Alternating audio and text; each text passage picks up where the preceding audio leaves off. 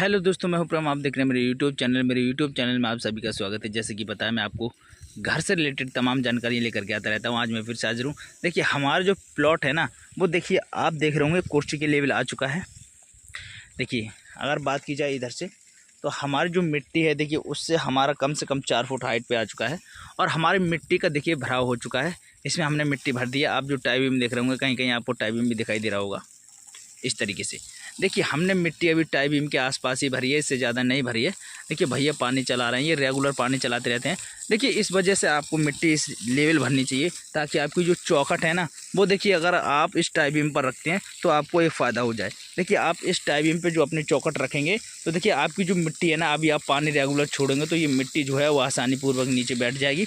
और आसानी पूर्वक बैठ जाएगी तो कम से कम आपको 4 से 5 इंची का जो स्पेस है वो आसानी से मिल जाएगा, ताकि आप जब आगे चल कर पीसीसी करेंगे तो देखिए ईंट वाली जो रोड़ी होती है, जो छोटे छोटे टुकड़े होते हैं जिसे बुनियाद में यूज़ किया जाता है, तो देखिए उसको आप डाल करके धुरमट बजा करके जब आप पीसीसी करेंगे तो देखिए वो आपकी आसानी पूर्वक हो जाएगी।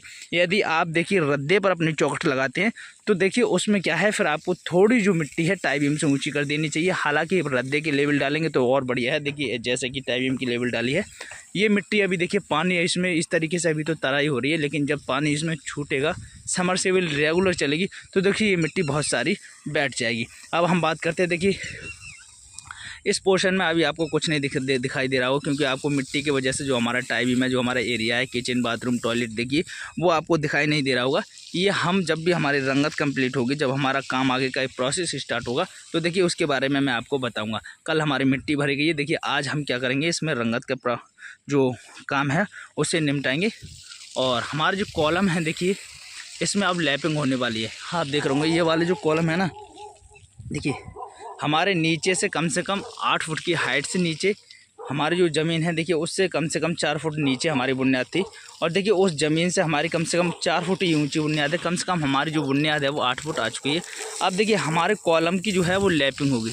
लैपिंग देखिए, आपको जो लैपिंग का जो है वो कम से कम 3 फुट होना चाहिए, लेकिन हमारी जो लैपिंग है कम से कम बता रहा हूँ मैं 6 फुट के आसपास है।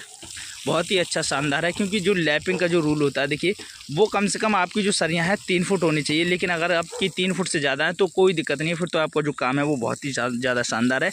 और हमारे सरिया की बात की जाए, देखिए टाई बीम से और सरिया की जो लैपिंग है वो कम से कम, अगर रिंग तक बात की जाए तो 6 फुट की है, और उसके ऊपर भी कम से कम देखिए तो 2.5 फुट अभी हमारी सरिया बाकी है।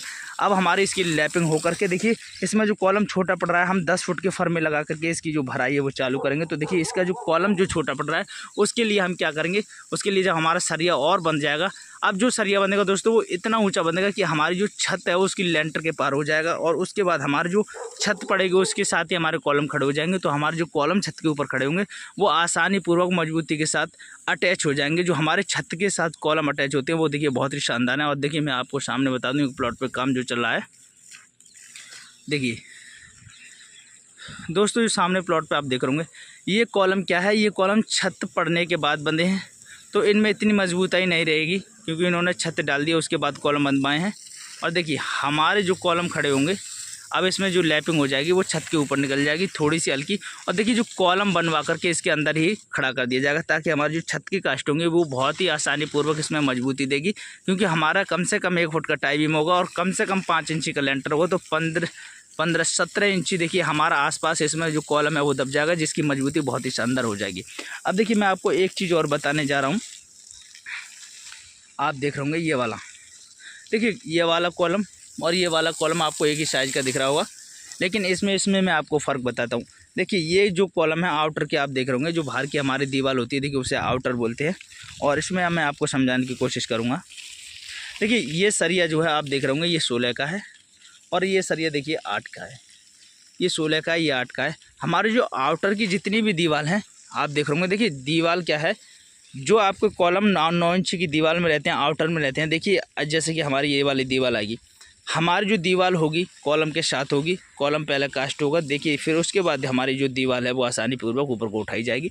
जितनी हम हाइट लेंगे, 10 फुट, 10.5 फुट, 11 फुट, जो भी हाइट लेंगे, देखिए उसके साथ हमारी जो दीवार है वो आसानी पूर्वक होगी।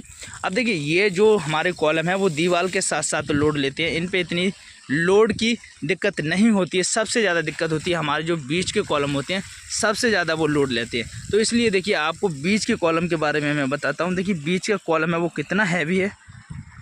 अब आप देखिए ये सरिया, दोस्तों ये सरिया जो है वो 20 की है, और देखिए मैंने पीछे वाला जो कॉलम दिखाया था वो 16 का है। हालांकि रिंग की बात की जाए तो सेम है, ये 8 का है। इसमें एक रिंग बढ़ा दी गई जो आप देख रहे होंगे। देखिए ये वाला कॉर्नर वाली, इसे समोसा रिंग बोलते हैं दोस्तों। ये 3 सरियों को कवर कर रही है, 1 2 इन्हें छोड़ करके।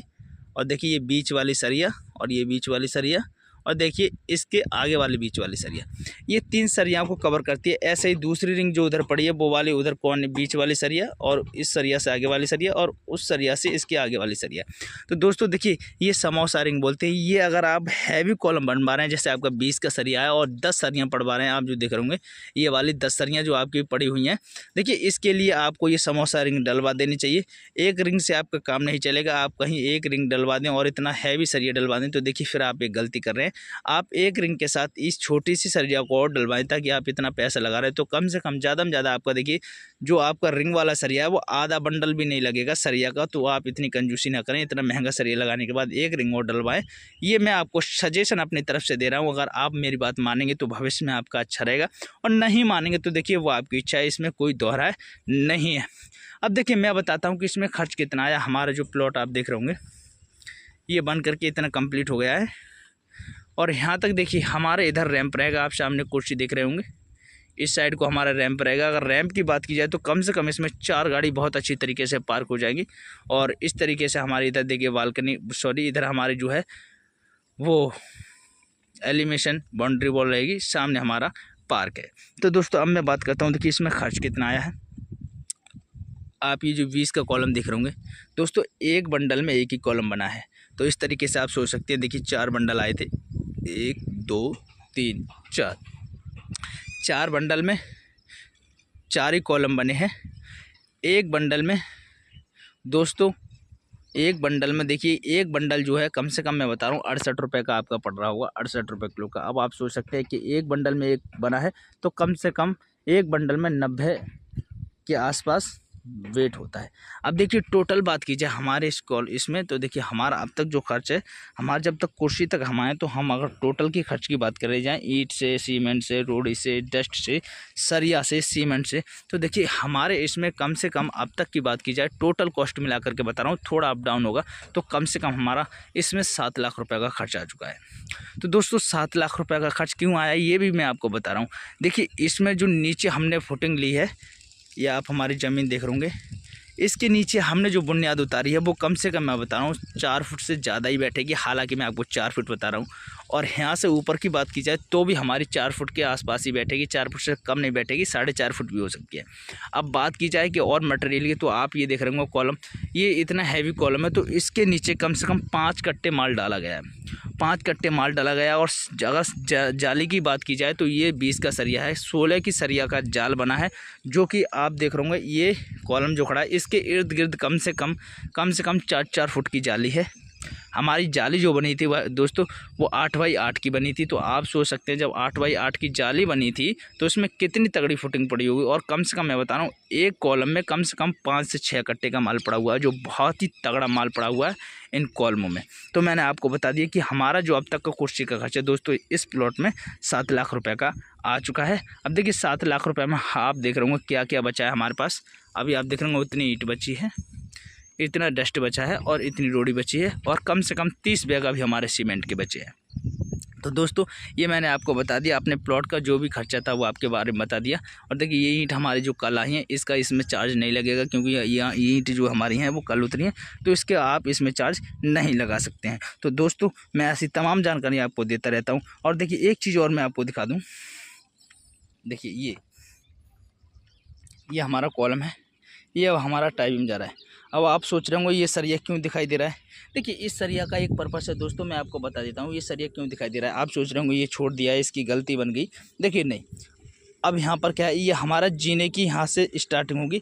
जीना जो है हमारा देखिए इधर को चढ़ेगा, इस साइड को हमारा जीने चढ़ेगा, इस साइड से उधर जाएगा, उस साइड से फिर इधर आएगा। तो दोस्तों ये हमारे जो जीने की यहाँ पर स्टार्टिंग होगी उसके लिए हमारे जो सरिया छोड़े गए हैं, जब हमारे जीने की चौकी भरी जाएगी तो देखिए इसमें से जो सरिया हैं वो छोड़ दिए जाएंगे और अंदर को इसी में से सरिया डाल करके चौकी पे को, और यहाँ पर हमारी चौकी का बेस है वो मजबूती तरीके से तैयार होगा। तो आप भी देखिए जब घर में अपना टाई बीम डलाएं तो इस तरीके से जहाँ से आपको जीना चढ़ाना हो वहाँ पर आप क्या करें, इस तरीके से सरिया पे अपना टाई बीम पे जो रोड़ी है वो ना डालें, ताकि आपकी जो सरिया है उसके अंदर जो चौकी पे आप सरिया डालेंगे वो अंदर आ सके और फिर आप अपनी चौकी पर रोड़ी डाल सकें ताकि आपकी मजबूती बनी रहे। तो दोस्तों जानकारी अच्छी लगी हो तो चैनल को सब्सक्राइब कर लें। मैं हूँ प्रेम, मिलते हैं नेक्स्ट वीडियो में, तब तक के लिए बाय।